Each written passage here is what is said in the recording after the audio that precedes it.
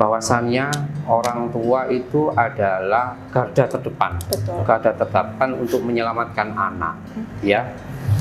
Jadi kalau sudah mengenali gawat darurat, segera ke IGD, ya.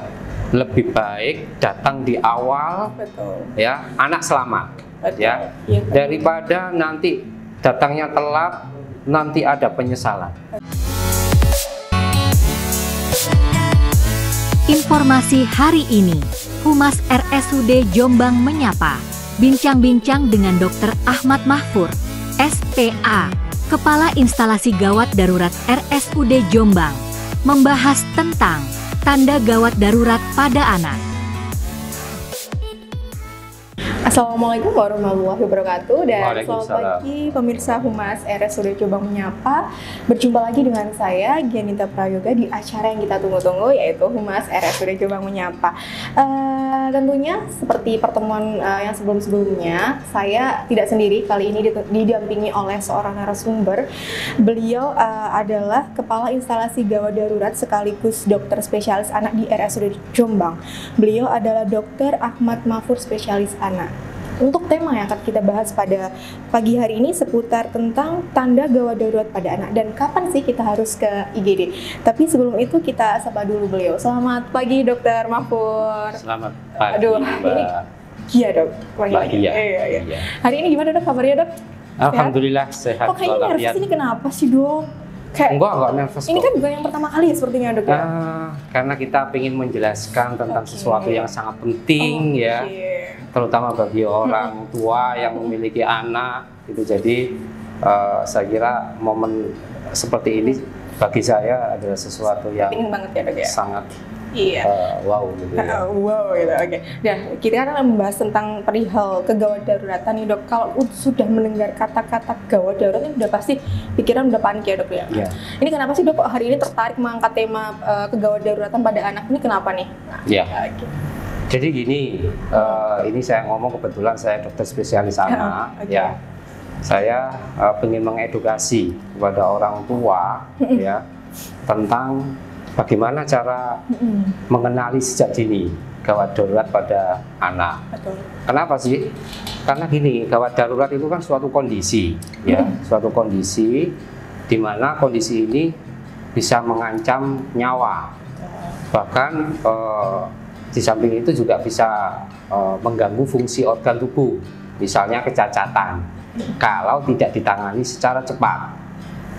Pentingnya orang tua kalau mengetahui sejak dini, ya, itu kecacatan, kematian bisa dihindari. Oke, Betul, jadi ya. Preventif dulu ya. Preventif, Oke. ya. Terus yang kedua, anak, kita bicara anak, ya. Jadi kalau ada gawat atau kondisi sakit pada anak itu cepat berubahnya, ya.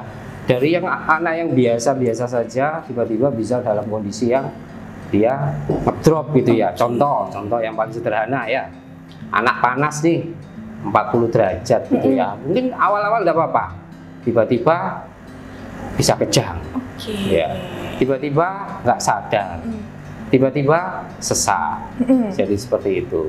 Sehingga ketika orang tua tahu, ya, mengetahui sejak dini, oh ini gawat darurat gitu ya, segera ada penanganan sejak dini, itu akan banyak membantu anak untuk sehat kembali, Iya. nggak sampai telat. Iya, jadi pada Seperti itu, intinya Mbak. harus segera butuh penanganan cepat ya dok. Betul sekali. Nah kita kan kita tahu nih dok sebagai orang tua mungkin banyak juga orang tua yang masih kadang bimbang Ya. juga. Kadang ada anak yang dikit-dikit panas langsung dibawa ke IGD. Iya. Kadang ada justru malah yang sekiranya ini emergency malah disepelekan. Nah ini gimana sih dok pandangan dokter Mahfur sebagai Iya. spesialis anaknya? Betul sekali. Jadi banyak atau beberapa orang tua itu Iya. yang ringan saja malah justru Iya. dibawa ke Aduh, IGD langsung ke gitu IGD ya. nih, Tapi ya. justru anaknya dalam kondisi gawat darurat, dalam kondisi yang berat, itu lama dia sampai tertunda nggak dibawa ke IGD, bahkan sampai mengalami kondisi yang berat, bahkan sampai bisa meninggal. Oke. Ya, jadi mengenali sejak dini itu sangat penting, terutama pada kondisi anak sakit. Jadi intinya kuncinya itu jangan panik dan tahu kapan kita harus bertindak ya dok ya. Oke. Betul. Nah, mungkin bisa dijelaskan juga dok, apa sih tanda-tanda atau gejala awal yang mungkin bisa, kita sebagai orang tua bisa aware nih, oh anak kita sedang dalam kondisi yang gawat darurat atau mungkin menuju ke arah sana mungkin dok. Oh betul ya. Jadi mengenali tanda-tanda gawat darurat ya, ini bagi orang tua terutama yang punya anak ya, kita bisa tahu dari kondisi yang paling umum dulu ya, yang paling sering membawa anak datang ke IGD dalam kondisi gawat darurat. Yang pertama ya, yang pertama adalah ketika anak tidak bisa minum. Ya, itu sudah warning ya, lampu merah. Nggak bisa minum itu artinya begini, dikasih minum nggak mau, menolak gitu ya. Menolak gitu ya. Itu mungkin bisa karena kondisi anaknya lemah, nggak bisa minum. Itu bahaya sekali. Artinya sudah warning, sudah peringatan bagi orang tua untuk segera membawa anak ini ke IGD. Itu yang pertama. Kemudian kondisi yang umum juga, kondisi umum yang bahaya itu muntah. Ya, muntah yang terus-menerus, memuntahkan semua isi di dalam perutnya. Dikasih minum, anaknya muntah. Dikasih makan, anaknya muntah. Ini harusnya orang tua sudah tahu, oh ini warning, anak saya berarti butuh pertolongan segera kalau muntah ini. Nanti dampaknya banyak kalau muntah itu, bisa dehidrasi dan macam-macam. Artinya kalau kondisi seperti ini segera dibawa ke IGD. Oke, tadi iya.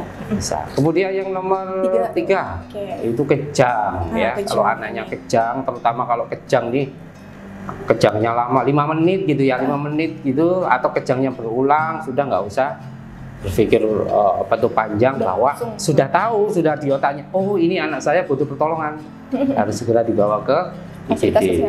Ya. Kemudian kondisi yang juga sering ya adalah penurunan kesadaran. Bagaimana sih maksudnya penurunan kesadaran? Apakah anaknya nggak sadar sama sekali? Enggak sih ya. Jadi namanya penurunan kesadaran mulai dari yang nggak terlalu berat ya, misalnya anaknya pengennya tidur aja ya, kalau sudah tidur susah dibangunin. Jadi lebih lemes ya dok ya, lemes. Terus kelihatan lemes, tidak respon dengan lingkungan sekitar ya. Dia memandang tapi pandangan kosong. Nah itu sudah mulai dia ada gangguan kesadaran.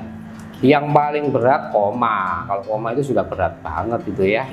Jadi sudah kalau mengenali sejak dini, oh ini anak ini berarti butuh segera pertolongan. Sehingga orang tua kalau sudah tahu gitu, minimal dia lebih pede, lebih pede. Iya betul dok. Ya kan? Oh anak saya sakitnya ini, jadi pede dia. Oh butuh pertolongan, dia bisa segera untuk dibawa ke Paskes. Itu yang kondisi yang umum mbak. Ya.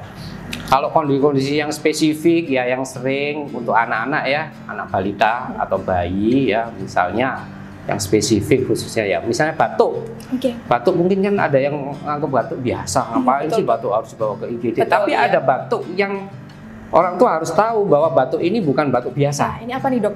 Nah, contohnya batuk yang disertai dengan nafas yang berat. Tarikan dinding dada. Jadi anak itu nafasnya kelihatan berat, ngos-ngosan. Jadi ini batuk bukan batuk biasa. Ini batuk yang ada seseknya. Seperti itu. Terus nafasnya cepat, nggak seperti biasanya.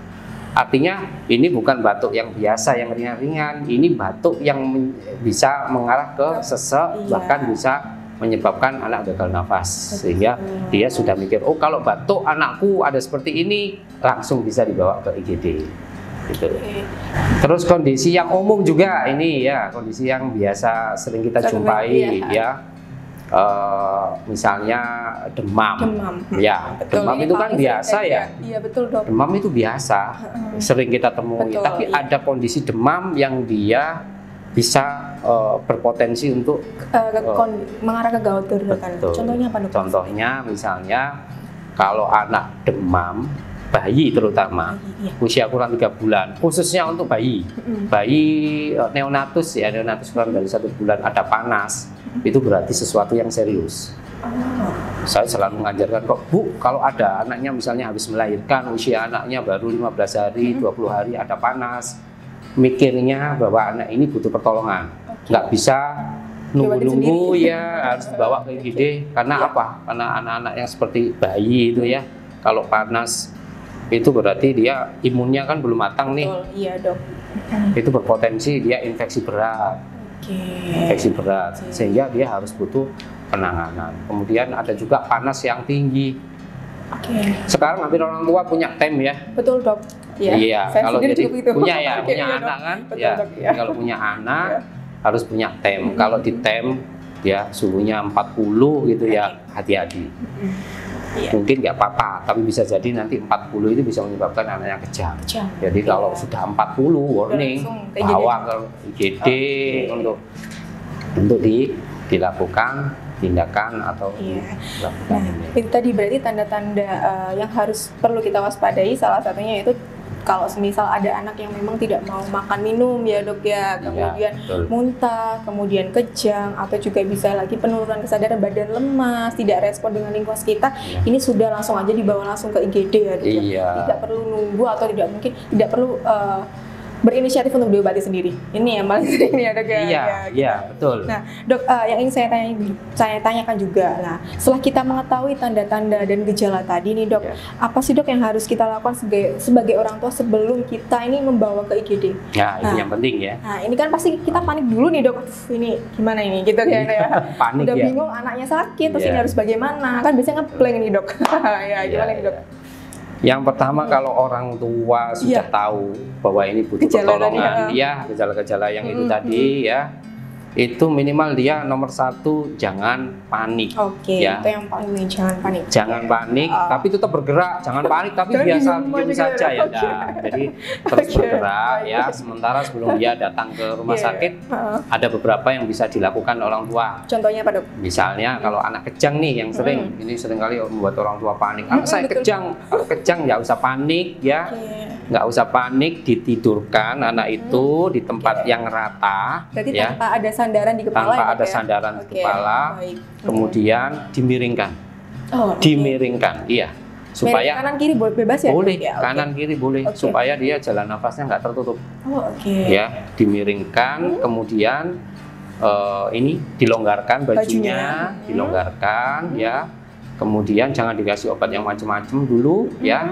Kemudian ditunggu kalau misalnya dia nggak nggak berhenti, kejangnya dibawa ke UGD. Oke. Iya, ini pertolongan pertama yang sangat sangat membantu. Karena apa?